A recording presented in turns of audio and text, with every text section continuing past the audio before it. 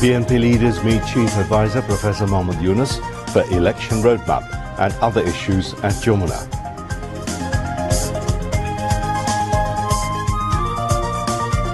BDR Carnage mystery must be revealed. Final investigation report expected within June 2025, says Chief Advisor.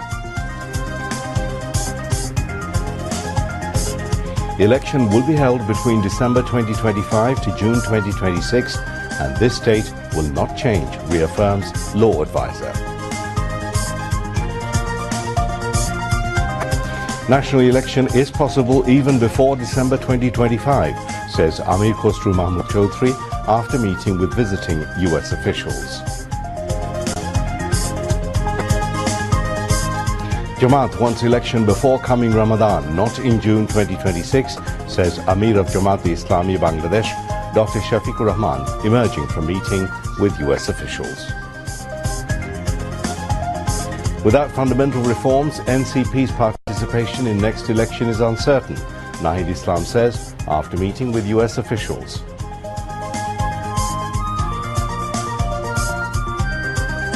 Investigation of genocide cases against ousted Prime Minister Sheikh Hasina during July uprising is in final stage. Israel gives new ceasefire proposal, Hamas reviewing.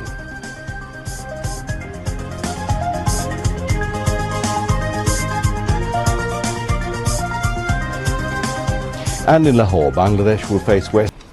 Assalamu alaikum and welcome to News at 10. I'm Mahmoud Rahman. Those were headlines from the major stories covered in this bulletin. Let's move on now to those and others. A BNP delegation led by its Secretary General Mirza Fakhrul Islam Alamgir held a meeting with Chief Advisor Professor Mohammed Yunus. The meeting was held at the State Guest House Jamuna in Dhaka this noon. Apart from Mirza Fakhrul, the party's delegation included Barrister Jamiluddin Sarkar, Mirza Abbas, Nazrul Islam Khan, Amir Khosru Mahmood Chaudhry, Salahuddin Ahmed and Iqbal Hassan Mahmood Chuku. Finance Advisor Dr. Salihuddin Ahmed, Planning Advisor Dr. Wahiduddin Mahmood, Law Advisor Dr. Asif Nazrul and Industries Advisor Adilur Rahman Khan were present at the meeting.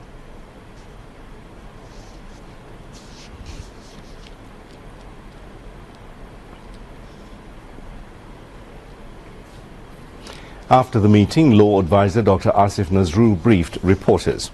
He said the interim government is committed to holding the national election as early as possible within the repeatedly mentioned time frame, December 2025 to June 2026. Chief Advisor's Press Secretary Shafiqul Alam and Deputy Press Secretaries Apurva Jahangir and Abul Kalam Azad Mojumdar were also present during the media briefing. Number one. Number 2 হচ্ছে December থেকে June মানে হচ্ছে December থেকে June but এর মধ্যে যত তাড়াতাড়ি সম্ভব অযথা কালক্ষেপণের বিন্দু মাত্র চেষ্টা আমাদের মধ্যে থাকবে না। নাম্বার 3 হচ্ছে যতটা সম্ভব সংস্কার আমরা করে যেতে চাই। যখন আমরা নির্বাচন করব তার অন্তত 2 মাস আগে আমাদেরকে রোডম্যাপটা ঘোষণা করতে হবে। সবচেয়ে বড় কথা বিএনপি আমাদের এই বিভিন্ন যে সংস্কারের জন্য গঠিত বিভিন্ন কমিশন আছে, বিশেষ করে ঐক্যমত্য কমিশনের যে প্রস্তাবাবলী আছে সেটা ক্ষেত্রে বিএনপি অত্যন্ত পজিটিভ এবং ইতিবাচক একটা রেসপন্স দেখিয়েছে। Emerging from the meeting, BNP Secretary General Mirza Fakhrul Islam Alamgir briefed journalists and said they have told Chief Advisor that December is the cut-off time for the election. সুনির্দিষ্ট roadmap যেটা আমরা বেশ কিছুকাল থেকেই বলে আসছি সেই বিষয়ে তাদের সঙ্গে কথা বলেছি। যে বিষয়গুলোতে ঐক্যমত্য হবে সব দলগুলোর সমস্ত দলগুলোর সেগুলো নিয়ে আমরা একটা চার্টার করতে রাজি আছি আপনারা, এবং তারপরে সেটার উপর ভিত্তি করে আমরা বাকি নির্বাচনের দিকে চলে যেতে পারি এবং বাকি সংস্কার যেগুলো আমরা একমত হব সেটা আমরা অবশ্যই আমাদের রাজনৈতিক দলগুলো যা নির্বাচিত হয়ে আসবেন তারা সেগুলোকে বাস্তবায়িত করার ব্যবস্থা নেবেন। প্রধান উপদেষ্টা মহোদয় তিনি তার সুনির্দিষ্ট কোনো ডেডলাইন আমাদের দেননি, তিনি বলেছেন যে ডিসেম্বর থেকে জুনের মধ্যে তিনি নির্বাচন শেষ করতে চান। আমরা পরিষ্কার করেই বলেছি যে আমরা ডিসেম্বর কাট আউট টাইম, ডিসেম্বরের মধ্যে নির্বাচন যদি না হয় তাহলে দেশে যে রাজনৈতিক পরিস্থিতি, অর্থনৈতিক পরিস্থিতি এবং সামাজিক পরিস্থিতি সেটা আরও খারাপের দিকে যাবে, সেটা তখন নিয়ন্ত্রণ করা বেশ কঠিন হবে। Chief Advisor Professor Mohammad Yunus has said the mystery behind the 2009 BDR carnage must be revealed. He said this when the members of the National Independent Investigation Commission on BDR carnage called on him at the State Guest House Jamuna today. The commission members met the chief advisor to inform him about the progress of its investigation into the barbaric event. Speaking on the occasion, Professor Yunus said the interim government will provide all-out cooperation to the probe commission, saying they brutally killed their own officers. This carnage was carried out smoothly, he noted, but the entire nation is looking at the investigation commission, and that is why it must reveal the mystery behind this incident. During the meeting, the commission expressed the hope that its probe report would be finalized by June, as its investigation is progressing at full speed. Commission Chief Major General Retired Alam Fazlur Rahman said the commission is contacting various parties. As the BDR carnage took place 16 years ago, it is being delayed a little bit to contact many of those who had connections with the incident, he said. Rahman informed the chief advisor that many of the accused are staying abroad. The commission continue to inquire about their information in coordination with the Ministry of Foreign Affairs, he added. Other members of the commission were present at the meeting. Nicole Schulich, Deputy Assistant Secretary at the State Department's Bureau of South and Central Asian Affairs, SCA, and Andrew R. Harrop, Deputy Assistant Secretary at the Bureau of East Asian and Pacific Affairs, today exchanged views with leaders of different political parties at the residence of U.S. head of the mission in Gulshan in the capital. During the meetings, they discussed wide spectrum issues, including Rohingya crisis in Myanmar, Bangladesh's transition to democracy, and forthcoming national election of Bangladesh. Party Secretary General Mirza Fakhrul Islam Alamgir led the BNP delegation. BNP Standing Committee member Amir Khosrow Mahmood Chaudhry told journalists after the meeting the national election is possible even before December 2025. At around 2 p.m., Jamaat-e-Islami Bangladesh took part in the meeting with visiting U.S. officials. Amir of Jamaat-e-Islami, Dr. Shafiqur Rahman, Secretary Professor Mia Ghulam Parwar, and Working Committee member Mubarak Hussain were present. Later, NCP leaders took part in the meeting. After the meeting, convener Nahid Islam said present administration is not neutral and under the present context, election is not possible for NCP. He shared with the visiting U.S. officials that without state reforms, trials and Ganaparishad election, a sound national election is not possible. Following the political transition in Bangladesh, Pakistan is actively working to normalize and advance its previously stagnant bilateral relations with Dhaka. Bangladesh seeks a positive and constructive relationship with Pakistan in various areas, including trade cooperation. As part of this initiative, a meeting between the foreign secretaries of Bangladesh and Pakistan is set to take place in Dhaka, the first such meeting in nearly 15 years. To attend the meeting, Pakistan's Foreign Secretary Amna Baloch has arrived today in Dhaka on a 3-day visit. According to officials from the Ministry of Foreign Affairs, tomorrow's meeting will be held at the State Guest House, Podda. Foreign Secretary Mohammad Jasimuddin will lead Bangladesh delegation, while Amna Baloch will represent Pakistan delegation. During her visit, she is also scheduled to pay courtesy calls on Foreign Affairs Advisor Mohammad Tawheed Hussain and Chief Advisor Professor Mohammad Yunus. Sources have stated that the Foreign Secretary's meeting will discuss strengthening bilateral ties as well as expanding cooperation in regional and international arenas. Investigation of the case of July-August genocide against Awami Leagues ousted Prime Minister Sheikh Hasina is almost at final stage. International Crimes Tribunal ICT prosecutor Ghazi Munawar Hussain Tamim told this to newsmen after the hearing at the International Crimes Tribunal today. Priority is being given to the cases where there is much brutality. Because of this, the investigation of other cases is going a little slow, but that does not mean that the cases are frozen, said the ICT prosecutor. He further stated that the cases filed against Awami League leaders, including Sheikh Hasina and Obaidul Qadir, as well as top officials of law enforcing agencies, are person-centric in the tribunal. Commerce advisor Sheikh Bashiruddin said fascist Awami League government has destroyed all institutional infrastructure. He said the interim government has paid off more than 50,000 crore Dhaka of foreign debt. The advisor was sharing views with journalists about high tariff imposed by the USA and the government's response to that issue.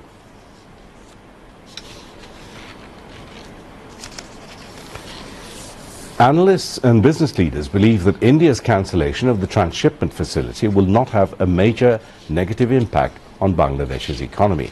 Instead, they suggest that the move will not only reduce Bangladesh's dependency on India, but also enhance the country's capacity by encouraging the development of alternative routes and systems. Transshipment is a process used globally, especially when direct shipping routes are unavailable or to reduce transportation costs. Under a bilateral agreement signed on June the 29th, 2020, India had been providing transshipment facilities to Bangladesh. However, on April the 8th, during an investment summit in Bangladesh, India abruptly revoked this facility.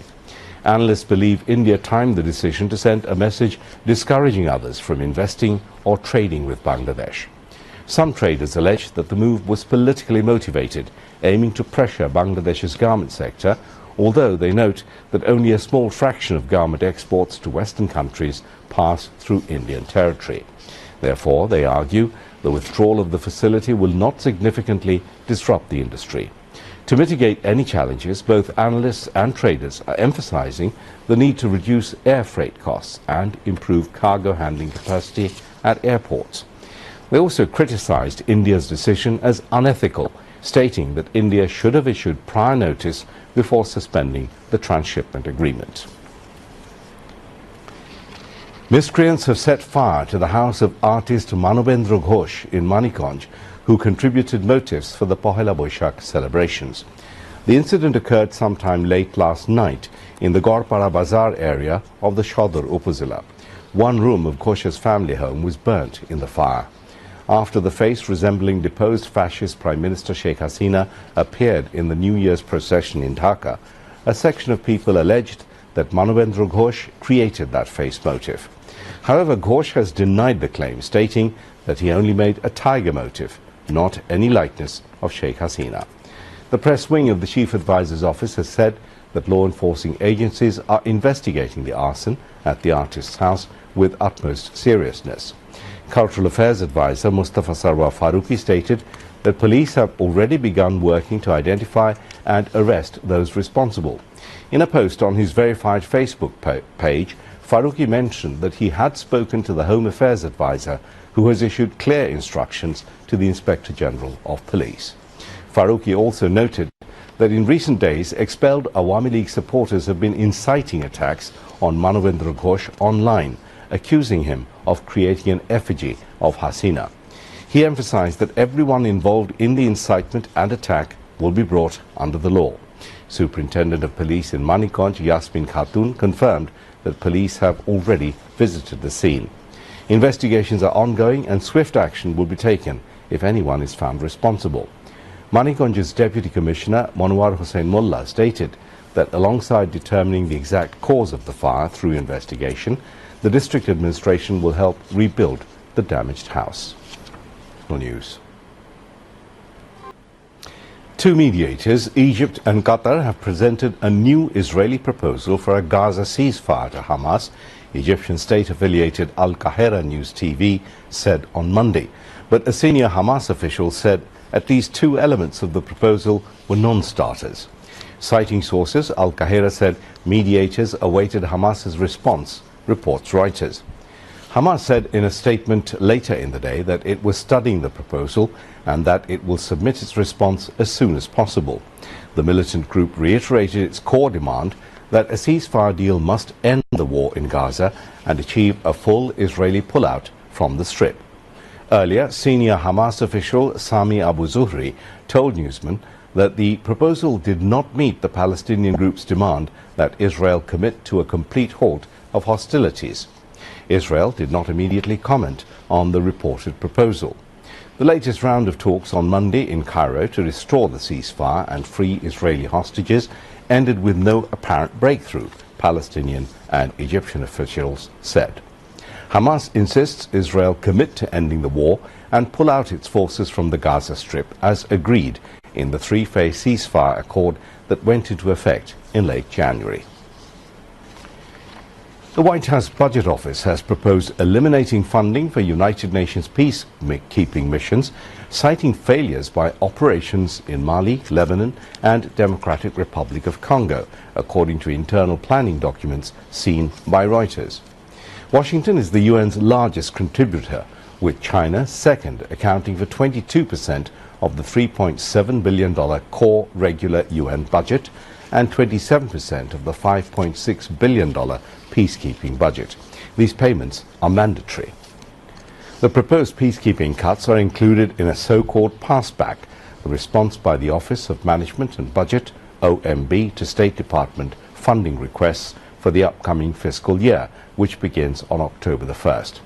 The overall plan wants to slash the State Department budget by about half. The new budget must be approved by Congress, and lawyers could decide to restore some or all of the funding the administration has proposed cutting. The State Department was due to respond to the OMB proposal on Tuesday. During US President Donald Trump's first term, he proposed cutting about a third of diplomacy and aid budgets. But Congress, which sets the federal government budget, pushed back on Trump's proposal. Meanwhile, Trump administration has decided to shut down 30 embassies and consulates around the world to reduce the cost. US President Donald Trump ordered a probe Tuesday that may result in tariffs on critical minerals, rare earth metals and associated products, such as smartphones, in an escalation of his dispute with global trade partners. Trump has upended markets in recent weeks with his sweeping on-off levies. And this investigation could see him impose further tariffs if it shows that imports of critical minerals and their derivatives endanger US national security. China dominates global supply chains for rare metals. Without naming any other countries, the order said that the United States is dependent on foreign sources that are at risk of serious, sustained and long-term supply chain shocks. It states that this dependence raises the potential for risks to national security, defense readiness, price stability and economic prosperity and resilience. The imports targeted include so-called critical minerals like cobalt, lithium and nickel, rare earth elements, as well as products that partly require these resources, such as electric vehicles and batteries. The order states that critical minerals and their derivatives are essential for US military and energy infrastructure, noting their use in jet engines, missile guidance systems and advanced computing, among others. An earthquake of magnitude 5.6 struck the Hindu Kush region in Afghanistan on Wednesday, the European Mediterranean Seismological Center said. The quake was at a depth of 121 kilometers, EMSC said, and the epicenter 164 kilometers east of Baglan, a city with a population of about 108,000. EMSC first reported the quake at a magnitude of 6.4. No casualties are reported so far. Afghanistan authorities said they are awaiting the field report from the remote areas. It may take a few hours more. The Chinese embassy in India issued over 85,000 visas to Indian citizens between January the 1st and April the 9th, 2025, marking a step towards stronger people-to-people ties between the two countries. Chinese ambassador to India, Xu Feihong, invited more Indians to visit China and experience its open, safe and friendly environment, according to the Hindustan Times. Welcome more Indian friends to visit China, experience an open, safe, vibrant, sincere and friendly China, Xu said in a post on X. This comes at a time when US President Donald Trump has been warning countries of possible tariffs, particularly targeting China, which is Washington's key trading partner and top economic rival. China recently urged India to stand with it in opposing what it called the US abuse of tariffs after Trump announced a sharp hike, raising cumulative tariffs on Chinese imports. Yu Jing, spokesperson for the Chinese embassy in India, criticized the US move, and said China's steady economic growth, innovation and strong manufacturing base have delivered positive spillover benefits for the world. In the post-July revolution, the media will play a positive role empowering people and establish human rights. Information and Broadcasting Secretary Mahbooba Farzana expressed the hope while inaugurating a 4-day advanced course on media management at the National Institute of Mass Communication, NIMC, in the capital this morning. NIMC Director and Curriculum Advisor Dr. Mohammad Maruf Nawaz spoke at the opening session. 12 trainees from media and public relations departments are taking part in the course.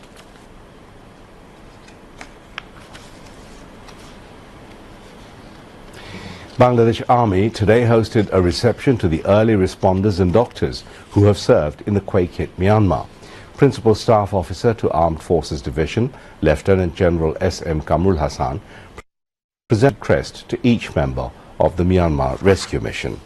Military, naval and air attachés of Myanmar, representatives of Bangladesh Army, Navy, Air Force and high civil officials were present. Brigadier General Muhammad Alimul Amin of AFD briefed the audience about humanitarian relief and rescue operation in earthquake-hit Myanmar. He added that a humanitarian mission to earthquake-hit Myanmar was sent on 28th March following directives from Chief Advisor Professor Mohammad Yunus. The Bangladesh Air Force today inaugurated the newly installed GM43M air defense radar and its 71 Squadron in Dhaka. Air Chief Marshal Hassan Mahmud Khan attended the event as the chief guest and officially inaugurated the state-of-the-art equipment. The ceremony was attended by senior officials and officials from the Armed Forces Division, as well as representatives from Bangladesh Army, Navy and Air Force. As part of the ongoing modernization and capacity building efforts of the Bangladesh Air Force, advanced infrastructure and cutting-edge equipment are being continuously integrated into its operational framework. In line with this vision, the newly installed air defense radar has now been formally incorporated into the operational assets of Bangladesh Air Force. This advanced radar system is expected to play a pivotal role in enhancing the air defense capabilities of the Bangladesh Air Force. The inauguration of the GM43M air defense radar reflects Bangladesh Air Force's commitment to safeguarding the nation's airspace. Its integration marks a major leap in technological advancement, enabling the force to monitor and respond to aerial threats. Following a few days of scorching heat, the city residents at last experienced the expected rain today. The torrential rain has brought relief to the capital dwellers, although temporarily. A hot spell has been going on across the country for several consecutive days. The rain commenced at different places in Dhaka since afternoon. People of Tejgaon, Karan Bazar, Farmgate as well as other areas experienced torrential rain. On the other hand, there was no rain in some other places, although the sky remains cloudy. As a result, due to low temperature, the capital residents are experiencing relief. Meanwhile, the Met Office informed that amidst the heat wave, a low is likely to be formed over South Bay of Bengal. The meteorologists also stated that the trough of low has been extended up to West Bengal on India and adjoining areas. The natural low pressure of the season is located in South Bay. Besides, the Met Office also predicted rain and hailstorm across several regions of the country. On now to some sports news.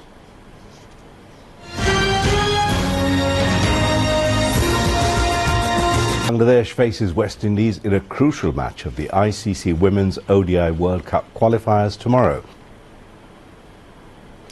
Hosts Real Madrid will face Arsenal in the crucial second leg of the Champions League quarter-finals. The match will kick off at Santiago Bernabeu at 1 a.m. Bangladesh Standard Time tonight. Real Madrid will have to write a historic comeback story as they have to wipe the 3-0 first leg defeat out in the order to reach the last four. Meanwhile, German powerhouse Bayern Munich will play against Italian Inter Milan in another match of the quarter-final second leg at the same time. Bayern are trailing 2-1 against Inter from the first leg. Inter Milan have lost all three of their Champions League games against Bayern Munich at the San Siro so far. If they can beat Bayern for the first time, they will be reaching the last 4 accordingly. To wind up the bulletin, here once again are the main points. BNP leaders meet Chief Advisor Professor Mohammed Yunus for election roadmap and other issues at Jamuna.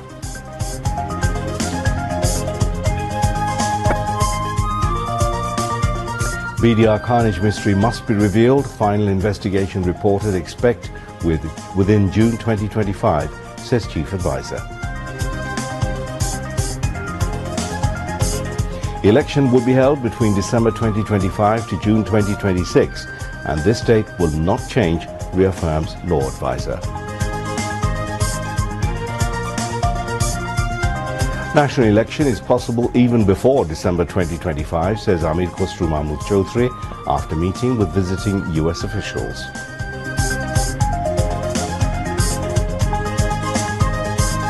Jamaat wants election before coming Ramadan, not in June 2026, says Amir of Jamaat-e-Islami Bangladesh, Dr. Shafiqur Rahman, emerging from meeting with US officials. Without fundamental reform, NCP's participation in next election is uncertain, Nahid Islam says after meeting with US officials.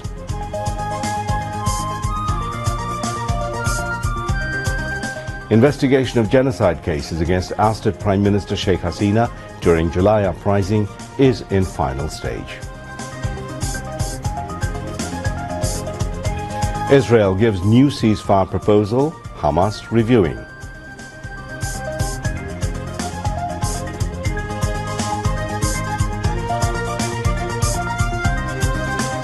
And in Lahore, Bangladesh will face... There we end this news bulletin. Thank you for being with us. If you can, please do join us for our next bulletin, which